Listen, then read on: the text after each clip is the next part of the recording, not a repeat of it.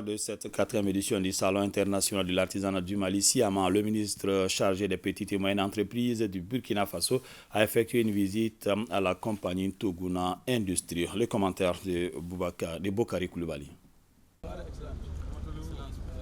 Le Mali et le Burkina Faso, plus que jamais engagés pour le développement du secteur privé, une volonté affichée par les plus hautes autorités des deux pays. Cette volonté est concrétisée par la visite du ministre burkinabé des petites et moyennes entreprises dans les installations de Toguna Agro-Industrie. Initié par son homologue malien de la culture, le ministre burkinabé se réjouit de la découverte de la firme Toguna.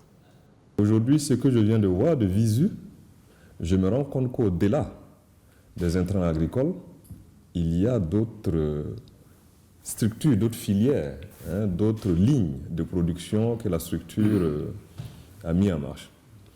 Et pour moi, ce sont ces sortes de projets, d'industrie et d'initiatives qu'il faut qu'on encourage, nous, en tant que responsables publics, chargés donc de travailler à créer un cadre propice pour le secteur privé de nos pays.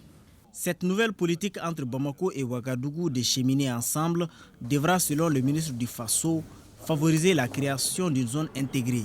Cela en vue de booster l'économie des pays concernés. Nous voulons créer une zone réellement intégrée où nous pouvons ensemble partager nos capacités de production et nos avantages comparatifs en matière d'industrialisation et possibilité aussi de créer un marché réellement intégré entre nos pays.